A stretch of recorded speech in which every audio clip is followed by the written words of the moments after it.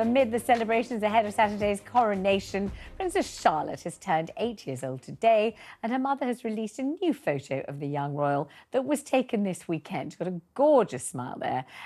You can see if you're watching it on the telly, if you're listening on the radio, she looks delightful. She's got long tumbling brunette hair, biggest toothy smile you've ever seen. She's wearing what looks like a lovely party dress, and she looks like a very happy, very sweet young lady. My royal panel, Sarah Hewson and Rupert Bell, are still with me. I like Kate's tradition now of taking the picture herself, Sarah.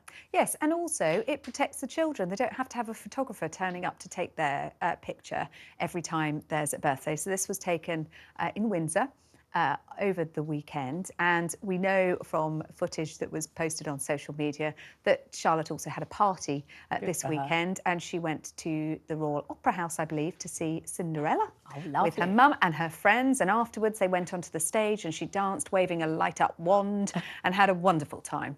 And am I being just slightly pushing it to say, Rupert, that she looks a little like the Queen as a little girl? I can see where you're coming from. See where I'm coming with the tumbling dark hair, and a sort lovely smile and very rosy cheeks. But I think it is important. Kate loves taking photographs. That's her thing. And she takes some lovely photographs of family. And you want natural photographs, not forced. Clearly, they're having a bit of a giggle. And maybe Charlotte's thinking, come on, Mum, let's get this over and done with. But what I will say is it looks like the Tooth Fairy has been visiting the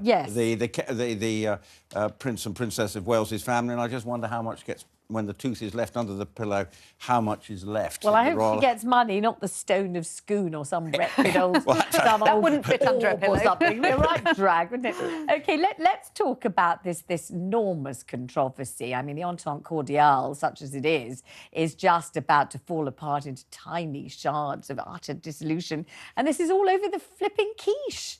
Rupert, I mean, do you want to... I know you both sampled it. I have not had a chance. So tell me more, Well, on Sarah's Royal Tea podcast, she very kindly organised for us to taste the quiche. Yeah. And it was produced. And I'm afraid I'm with the French on this. I thought it was... I hope I'm not bland. And pretty ordinary, but... So you cut into it and it tastes what? Predominantly eggy, is that tarragon. Tarragon. A lot of big taste of tarragon. Yeah, and it's got broad beans in it and spinach, but I couldn't taste that. So I'm afraid I'm with the French on this one. And a bit mushy of texture? A bit moist? Too moist? No soggy bottom, Malaz. It was beautifully made by the chefs here at TalkTV. So I'm not having any criticism of the quiche, no, I'm not. Rupert. But it is a matter of personal taste. Yeah, but what have the French said? The French have said, what have they said? It's a tart. Bourgeois? No. They have said bijou? No, they haven't. They have said absolutely... terrible, they've said. It tastes of nothing. Anemic and banal. And they've said that you can't call it a quiche because quiche only comes from the Lorraine region. So it must have bacon and it must not be vegan or vegetarian. Is that their point? Yes, you would. Right. I guess so. I'm afraid. And broad beans aren't in season yet. And neither I'm just talking about my issues at home. My spinach is, and the spring's been so cold, nothing's growing. No. But in my research, when I was becoming a leading expert on quiche, when this first came out, I discovered that although the French claim quiche, it actually may have roots in Germany in the Middle Ages. Really? So then they may have something to say about it. With our royal family's connection with Germany, they've gone back to their roots. So I'm going to bow to your extensive research on the... Let's talk about Prince Harry, because it's all of 10 seconds since we last talked about Prince Harry. Now, he is paying literally a flying visit. He won't be here to share a slice of quiche. Zooming out. I mean, if they give him a bit of quiche to put in his pocket, he might be able to take it with him and have it on the plane. But he's really... I mean, he's doing a very fast turnaround here, Rupert. Sounds like he's making a point there, isn't he? Yes, but he's been making lots of points over the last few months, and this is just yet another one. And I feel a bit sad that he can't actually feel that he wants to celebrate with his British family. But, of course, then he can always use the excuse, well, it's his son's 4th birthday this weekend and he wants to be back. But I think I do feel that it means that he's in and out and then the story can move on. So they're really, though, I don't suppose there's a family in the land that hasn't had either their own birthday or a child's birthday on a particular day and said to the child, I know it's your birthday today, but we're celebrating tomorrow because it's... Or how about we all celebrate it at Buckingham Palace? Quite, or anything of that sort. I mean, it's an out clause, but it's not all that convincing, is it really? Yeah, I mean, I think at 4 years old, you could probably say we'll have the party tomorrow. But It's going to be a difficult weekend for Harry, because I think he's going to be pretty isolated coming back. It's going to feel very awkward. We'll have to see, who he walks into the Abbey with, where he's going to be sitting. Okay, and smart so, money is on Beatrice and Eugenie. Beatrice and Eugenie, Yes. I would have thought, yes. Yeah. But not hanging around, getting straight back to Meghan and Archie and Lilibet. There was one source quoted over the weekend as saying they still didn't know Harry's detailed plans and exactly when he was coming, where he was staying, what he was doing, and that source quoted as saying it was easier to talk to Sinn Féin than it was to Prince Harry, referring then to the fact that Michelle O'Neill, Sinn Féin's vice president, has accepted her invitation. Yes. We think he's going to be at Frogmore Cottage, though, but we think fleetingly.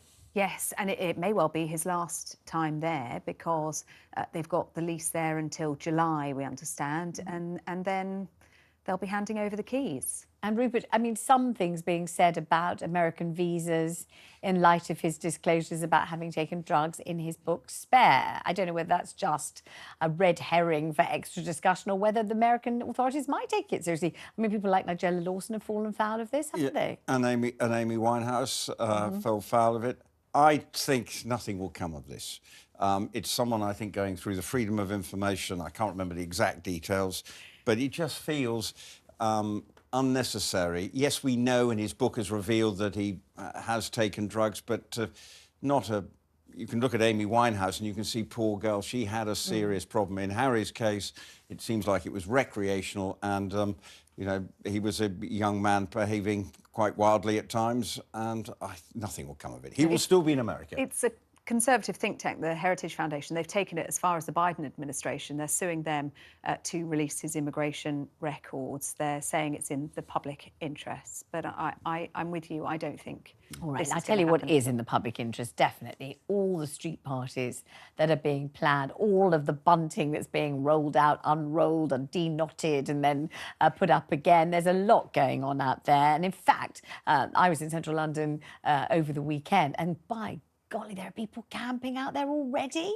I mean, it feels as crowded at Green Park Station as it did after the Queen died, and people were going past the palace to pay tribute, before the queue even formed. It's like that. It's absolutely chocker down there. Some of the royal superfans have been camping out since last Thursday. Yes. 9 days to get their spot. I was there this morning. The Mall is closed to traffic, but there's an awful lot of activity going on. The flags are flying. You can see window displays going up, etc. So I think London is starting to get in coronation spirit. It certainly is.